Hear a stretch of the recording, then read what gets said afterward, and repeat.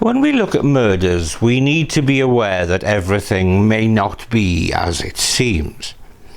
While, as I often say, Occam's razor will hold true, with the simplest answer usually being the right one, it is always important to follow the evidence dispassionately, to reveal the truth.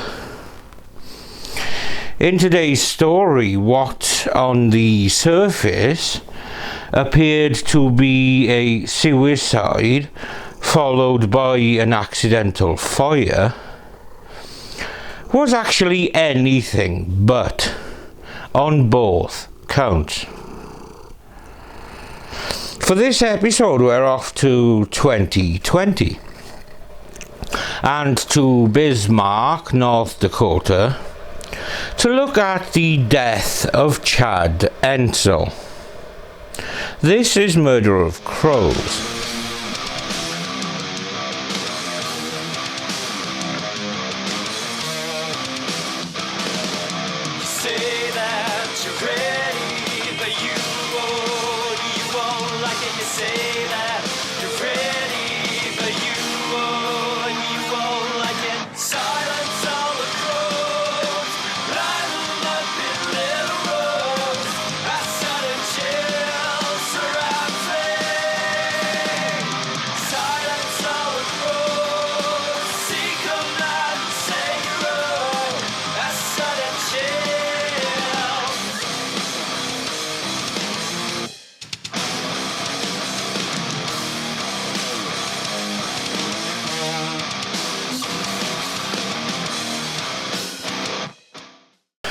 For thousands of years, various indigenous peoples inhabited present-day central North Dakota.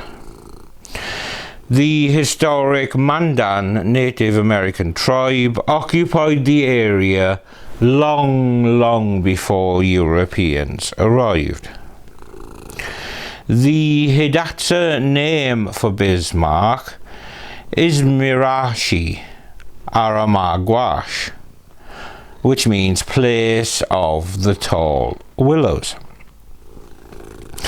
In 1872, European Americans founded a settlement at what was then called Missouri Crossing, so named because the famed Lewis and Clark expedition crossed the river there on their exploration of the lands acquired by the Louisiana Purchase in 1804-06.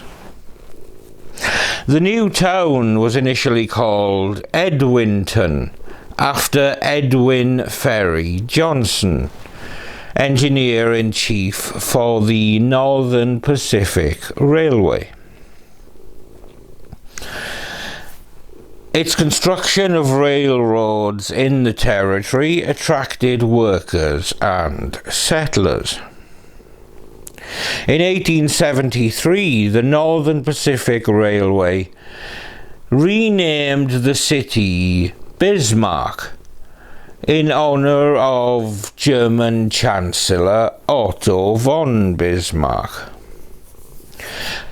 By doing this, railroad officials hoped to attract German settlers to the area, as well as German investment in the railroad. It is the only US state capital named for a foreign statesman. The discovery of gold in the nearby Black Hills of South Dakota the following year was also a great impetus for growth in the area. Thousands of miners came to the area, encroaching on what the Lakota people considered sacred territory, leading to heightened tensions with Native Americans. In more modern times, Bismarck is the capital city of the US state of North Dakota, and is also the seat of Burleigh County. It is the state's second most populous city after Fargo. The population was 73,622 at the 2020 census, and was estimated to be in the region of 75,100 in 2023. In 2020, Forbes magazine ranked Bismarck as the 7th fastest growing small city in the United States. Bismarck has a large park system and an extensive network of exercise trails.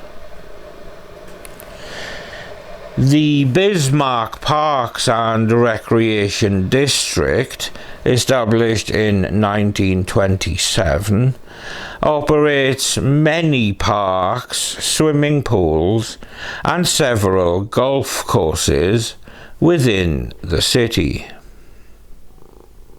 The World War I Memorial Building, which is listed on the National Register of Historic Places and is operated by the Recreation District, serves as a community gymnasium. The Parks and Recreation District operates roughly 2,300 acres or 930 hectares of public parkland. Sertoma Park stretches more than 3 miles or 4.8 kilometers along the banks of the Missouri River. Within the park are several miles of biking trails, as well as the Dakota Zoo. Hunting and fishing are popular in the area, with hunting seasons for deer, pheasant, and waterfowl. Fishing is a year-round sport on the Missouri River bordering Bismarck, and there are public docks on the river. As something of a curious claim to fame, in February of 2007, Bismarck broke the record for the most snow angels made in one place.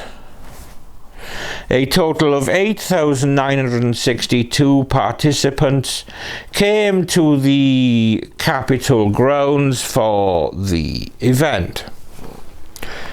Go Bismarck. Bismarck has a relatively high crime rate, especially in terms of violent crimes and property crimes. Regardless of this, plots like the one that we will discuss shortly are very, very rare, regardless of which location you're in. And central to our story today are married couple Chad and Nikki Entzel. On January the 2nd, 2020, firefighters responded to a frantic 911 call of a house fire on the outskirts of Bismarck. Everything's black. Okay. Guys, they want to go in and check. Slow, okay. Nikki, calm down for me, okay? Nikki,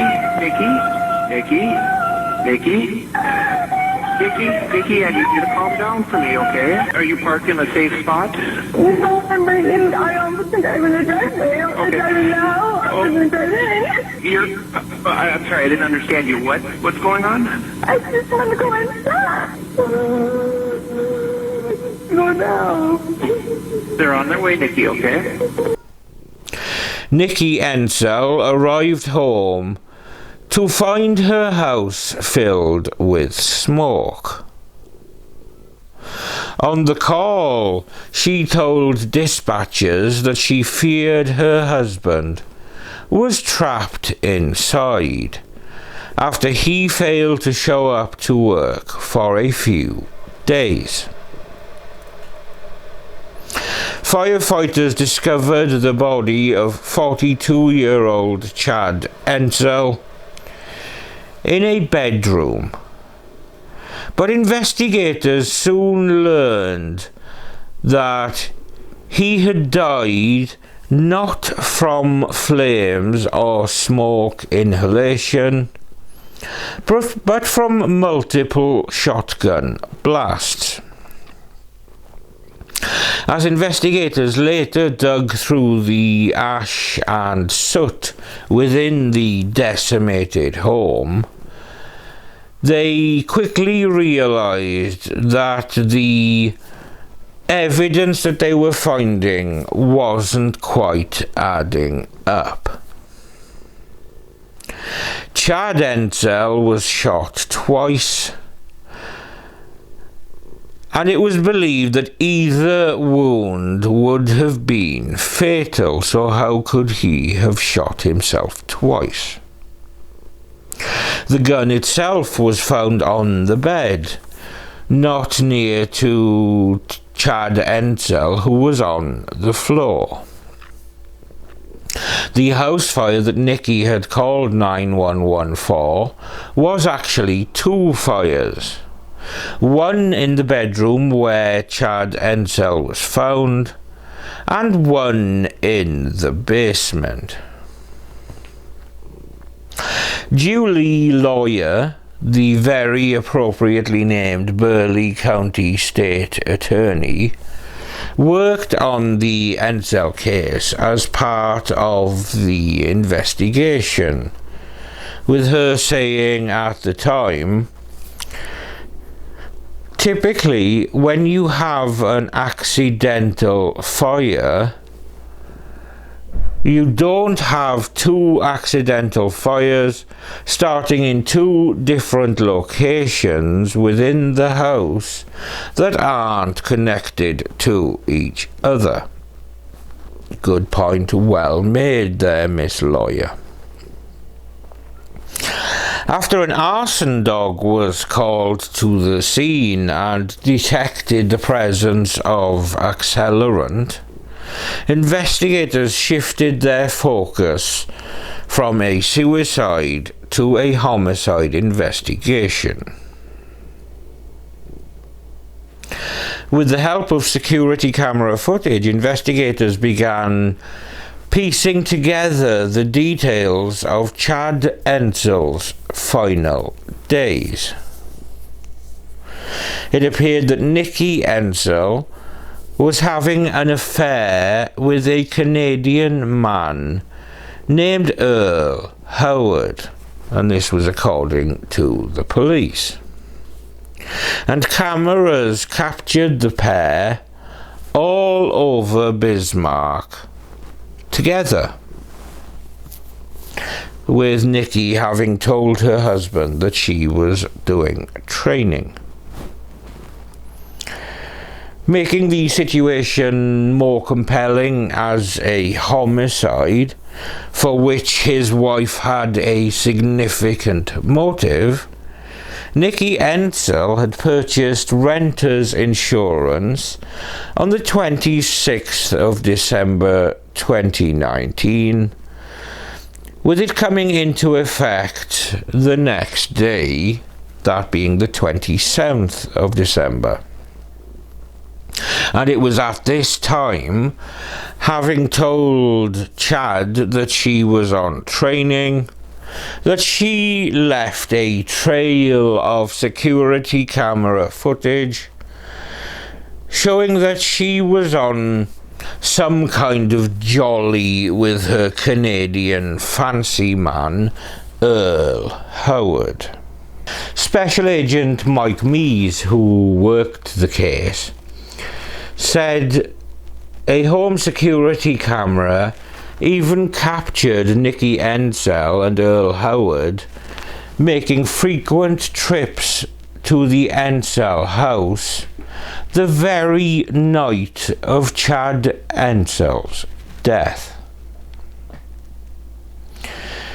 with him saying it's extremely suspicious to us. One, that Earl is with Nikki, and two, that they are in and out of the residence numerous times. Less than a week after calling 911, Nikki Entzel was taken to Burleigh County Sheriff's Department for further questioning. It's not looking good, Nikki. It's really not. After a 6-hour-long interview, Nikki Entzel claimed that it was Howard that shot Chad Entzel after a struggle over the gun, while she waited outside in the car. But investigators were not convinced.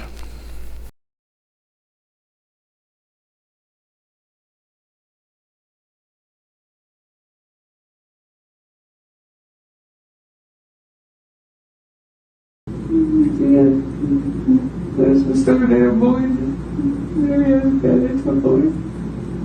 That's what it is. Yeah, I have forgot that day.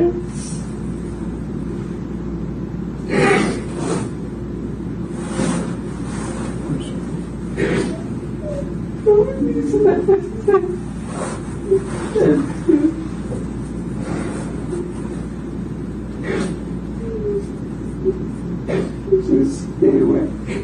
Stay away. And I don't know if never confirmed this isn't going to work. What's it doing? Pool coming up.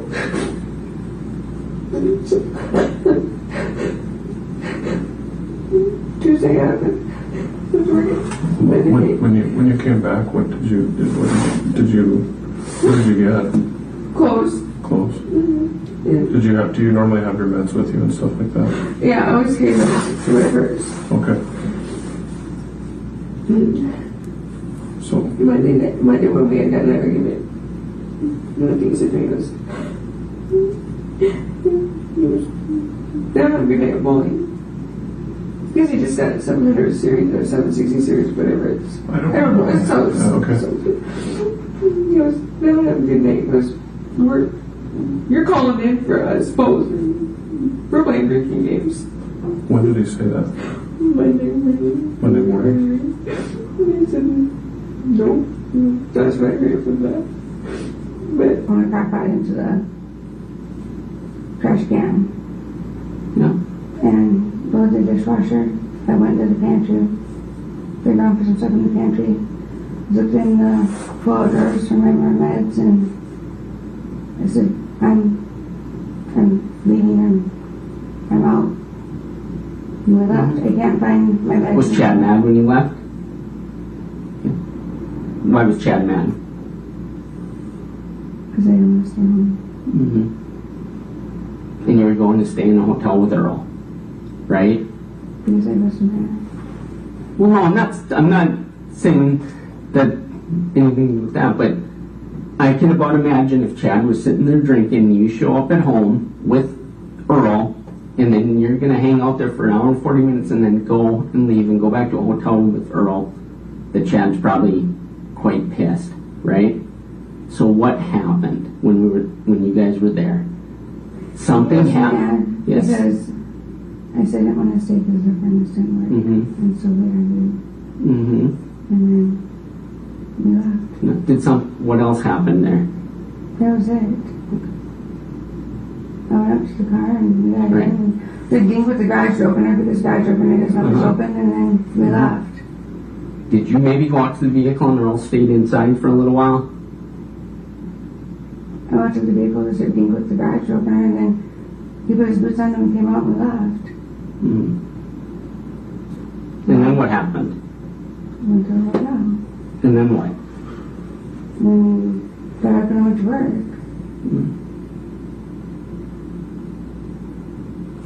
Then went from there. What time did you go to work? I have to be there by 7:30, 8 o'clock. So, And we got up in the morning and ran and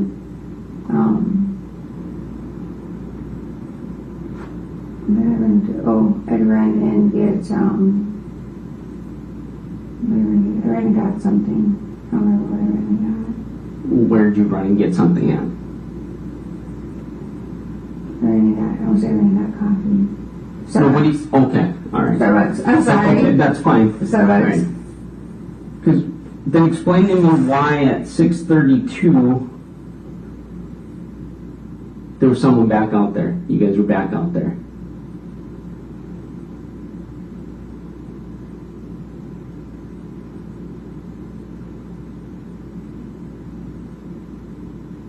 And don't claim you don't know. Okay. Here's the thing. Are we about done lying? I need my patches. That's fine. And I understand that. But, I need my patches, so I snuck into the house. And I wanted to run in and grab my patches. And run right back out. And left. So you ran in and grabbed your patches, and so now you can run back out there at 6:32 and be back out of the house in about 5 minutes, and you knew where your patches were, but that hour and 40 minutes that you guys were out there earlier. They were in the bathroom. I ran into the bathroom. I can't find them. I finally got some from Dr. Lawson's office. Okay, but that has nothing to do with that. You're telling me that you spent an hour and 40 minutes out at the house or a couple hours earlier looking for your patches and couldn't find them, and then at 6:32 you go out there and just run in and grab them and you know where they're at. Maybe I have them in the bathroom. Go check the bathroom. And you just waited out in the vehicle? Okay. Which is different than what you just told me a minute ago, because a minute ago when we were talking you said that you didn't go with. The last time I was at the house was in the morning. I went to the house in the morning. That was the last time I was Right, there. I'm talking about at 10:55 that night then. I didn't go out to the house. You just told me you did. No, I did not. I went out in the morning. Right. And I wanted to go in and grab my patches. But you just told me right now that you and Earl went back out there and Earl was the only one who went in. I did not go out there. But Earl did. Okay. And what did Earl bring back with him? I have wrapping paper. Wrapping paper? So Earl went out there and grabbed wrapping paper? Christopher's backpack. And more what? Christopher's backpack. Christopher's backpack? Okay. I'm sorry, who's Christopher? Trudy. Okay. Alright. I know you referred to him as Zap, but okay. And what did Earl tell you when you got back? I have to use backpack. Okay. And so what did you guys do before that? Before Earl went out to your house and got the backpack, what were you guys doing before that? I don't know. We ran to the store. I don't know. What store? To the Walmart, maybe? Which Walmart?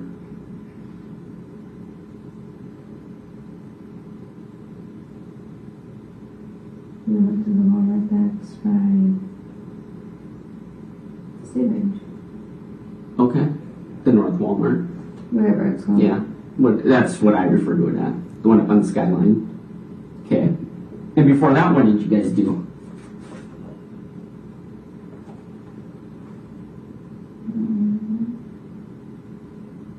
Hotel, probably. And what did you guys do at the hotel? Probably talk to the kids. the kids were at Grandma's house, right? Okay. And before talking to the kids, what did you guys do? You were at work? I'm not fucking in at all. So I'm just fucking done.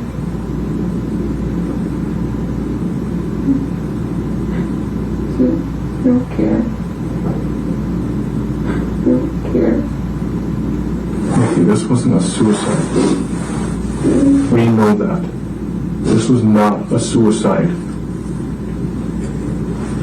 I was telling you, you need to be honest with me because I need to know your side of the story, your what happened that night. Because like I said, once it's out and how it looks can't be changed. But if I can hear from you what happened that night, it's more explainable. It's explainable. It can even be sometimes understandable. What would push someone to that limit?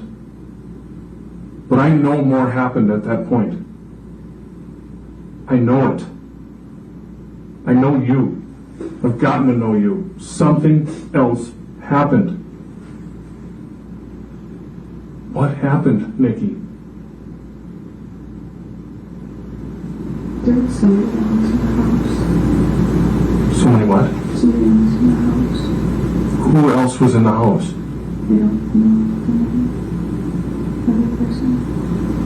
Why haven't you told me that? I'm sorry. Okay, go ahead. There's somebody else in the house. Was it a male or a female? Male. Not big. Don't know who. Don't know. There's somebody else. I've never seen the person before. He stepped in. And what happened? We were arguing. We were sharing work.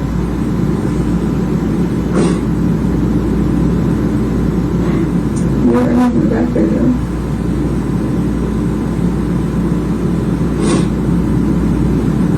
That's what I was really amazing. I don't know who this other person is. I'm like seeing a lot of her time in the chair. I said, what are you looking at? The other person came up from downstairs.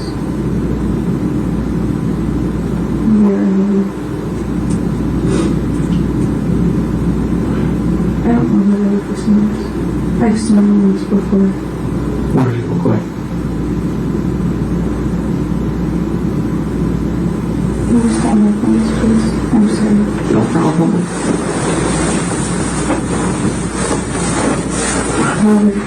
Taller than him? Stand up. Not that tall. So in between them. So, Here. okay. I don't know what Okay. his name is. We called Chad Honey. You called Chad Hunt? Hunt? He was on stop. I don't know what that means. Hunt stop? Hun, stop. You called him Hunt? Hun, stop. Okay. Like how someone calls someone honey, but short. Hun, stop. Okay. Okay. And I looked at her. What does this mean?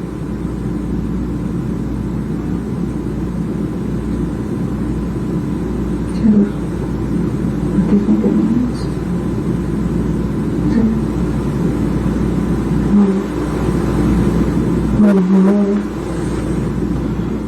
and at that point, that Steve was laying on the chair already. What sleep? I showed you. Oh, not sure. The gun chair. The gun sleep. Oh, okay. The gun sleep was laying on the chair already. What did he look like?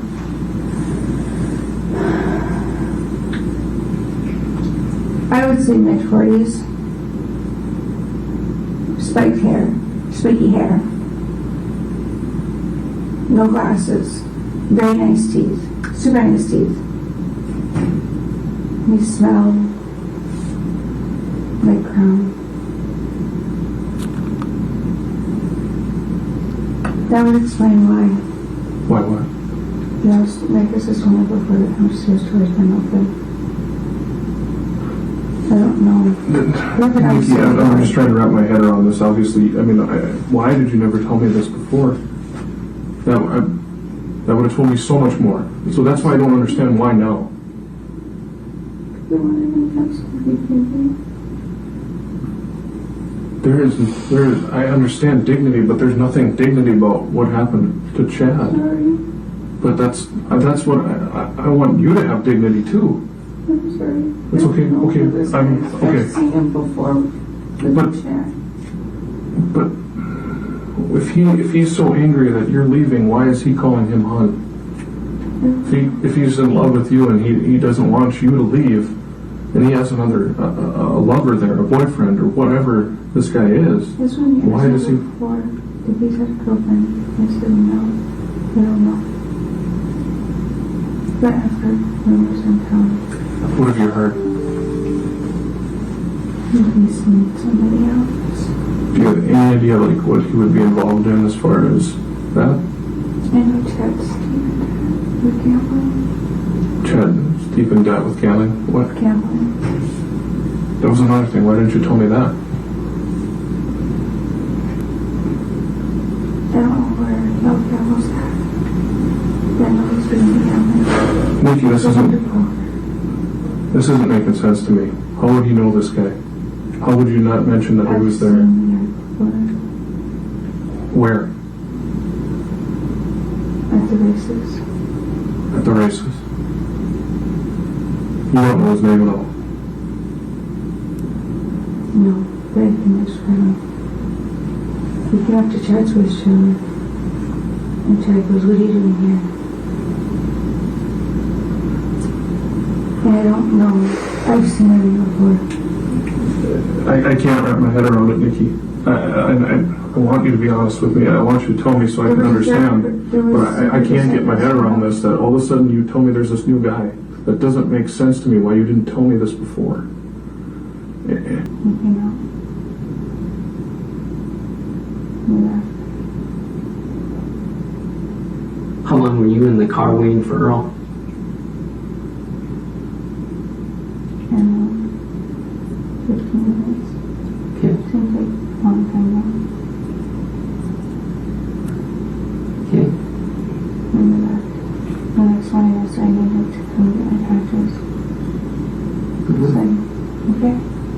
So we went out there and ran into the back bedroom. Passed out. To the bedroom bathroom right there. I couldn't find my patches. That's all the further I went. I didn't go any further back into the house. I looked around into the drawers. And where was Earl? In the kitchen. He was just waiting for me. Okay. In the kitchen. So I said, I can't find anything. He said, okay, you ready to go? I said, yeah. I never went any further in the house than that.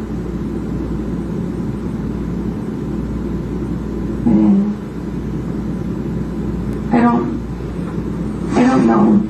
This is all the same shit you told us earlier. Mine is just the fact that you went out to the car before Earl did. It's all the exact same shit. I don't know. He told you, Nikki. He told you what happened in there. Now's your time to tell us. Because, They argue. you know what? Earl would not have let you go back into that house and not have told you. No. Because what if you went to the back bedroom? Went back to the master bedroom, and Earl's just standing in the kitchen going, huh? No. They argued. And then what? They argued and then what? In the back bedroom. Okay. So it was Earl and Chad, not this mystery guy. Then what? I went out into the car and I waited. Okay. And nobody wanted to say, let's go now. Why? You asked what I happened, said, what happened? and what did Earl say?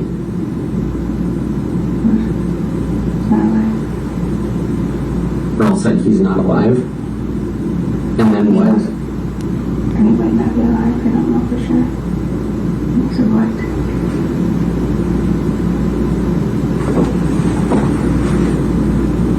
And then what did Earl tell you? He was here every time he got for them.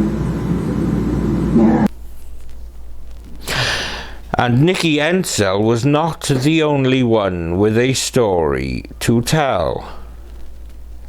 Earl Howard described his own version of events.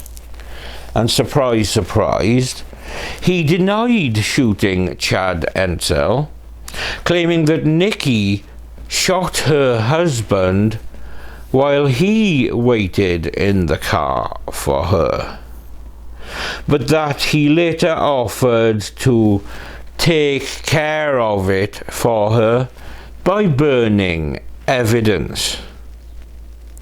Who do we believe? Probably neither of them.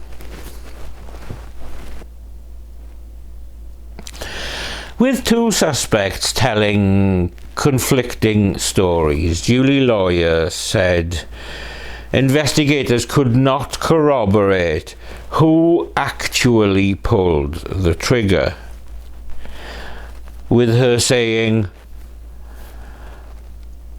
"But we do know that that was when Chad was shot and killed. And we do know one of them is the one that did it."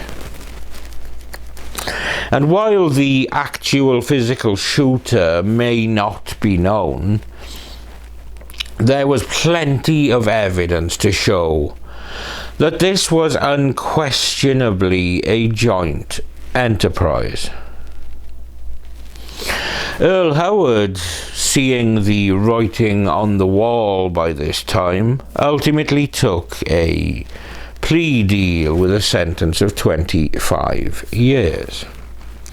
But Nikki Entzel decided to take her chances with a jury trial, perhaps believing that she could come across as sympathetic and something of a victim.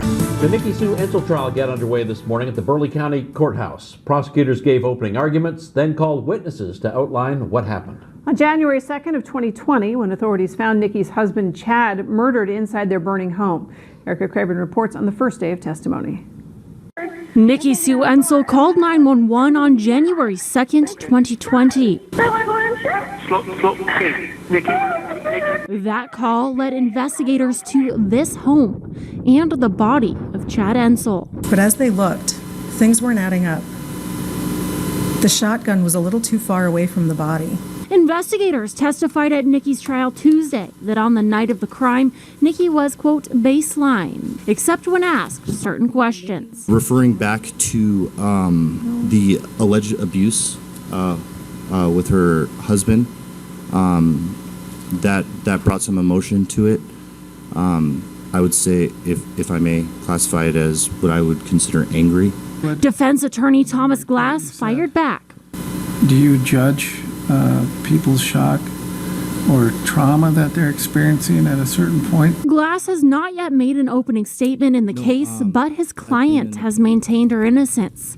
She's also stated that her husband was abusive. But Chad Entzel's family testified they never saw him act aggressively. And he seems like he always had a joke to tell me when he saw me. Nikki said she wasn't in the room at the time of the crime.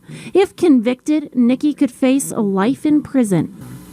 In Bismarck, Erica Craven reporting for your news leader. Thank you. The trial resumes tomorrow morning at 9. We will be live streaming the proceedings on our social media pages and website. Ultimately, though, her decision to go to trial backfired. Form to the bailiff so she could bring it to me.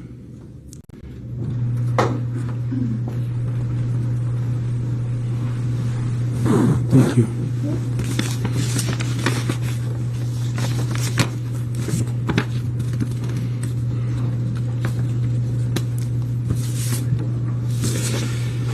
And is this a unanimous verdict by the jury? Yes. We, the jury, duly impaneled and sworn to try the above entitled action, do make the following finding regarding the defendant Nikki Sue Melissa Entzel. Conspiracy to commit murder. As to the charge of conspiracy to commit murder, we find the defendant Nikki Sue Melissa Entzel guilty. Conspiracy to commit arson. As to the charge of conspiracy to commit arson, we find the defendant Nikki Sue Melissa Entzel guilty. Conspiracy to tamper with physical evidence. As to the charge of conspiracy to tamper with physical evidence, we find the defendant Nikki Sue Melissa Entzel guilty. Reaction now from the family of the victim, Chad Entzel. For the family of Chad Entzel, Friday was a day for justice. Though nothing could bring back the loss of Chad for the family, they could continue to share his spirit. People will remember my brother as a genuine great person, and I will forever remember and reminisce about the short time we got to spend with him. Deb Entzel, Chad's mother, and his sister Lori read victim impact statements to the court. Both detailed the loss they have experienced from Chad's death. The hurt and the pain at the loss of my son Chad is unbearable. It is a wound that will never heal. Lori stated how her brother not only impacted her life, but her son's. She said they looked up to Chad. And somebody who most importantly could do anything for anybody at any time. He gave back to his community and was a role model for my boys. The family is choosing a position of strength. We are not victims. We are a network of broken survivors. The family left the courtroom after the judgment. It was an emotional day all around. In Bismarck, I'm Bella Kraft reporting for your News Leader. The family says they had been hoping for a sentence of life without the possibility of parole. After sentencing, Chad's family reflected on the trial and the sentencing, and on the impact that Chad had on their lives. Chad's mother, Deb Entzel, and his sister, Lori Krause, gave impact statements to the court, reflecting on the loss of their much-loved and cherished family member. Both detailed the loss they have experienced from Chad's death, with Deb Entzel saying, "The hurt and the pain that the loss of my son Chad is unbearable. It is a wound that will never heal." Lori Krause stated how her brother not only impacted her life, but also the lives of her sons, with her saying that they looked up to Chad, with her quoted as saying, "And somebody who, most importantly, could do anything for anybody at any time. He gave back to his community and was a role model for my boys. But we are not victims. We are a network of broken survivors." And that was yet another tale of greed and selfishness, where a human life was disposable because it was seemingly standing in the way of someone else's version of happiness. An obstacle to be removed, with no awareness or care that the obstacle was a person, cherished and loved and worthy of respect. The perpetrators were caught and quite rightly punished. But this does not diminish the loss that the family and friends of Chad feel as they navigate the grieving process. This video is, of course, dedicated to him, and I send love and deepest condolences to his friends and to his family. Thank you for watching another episode of Murder of Crows.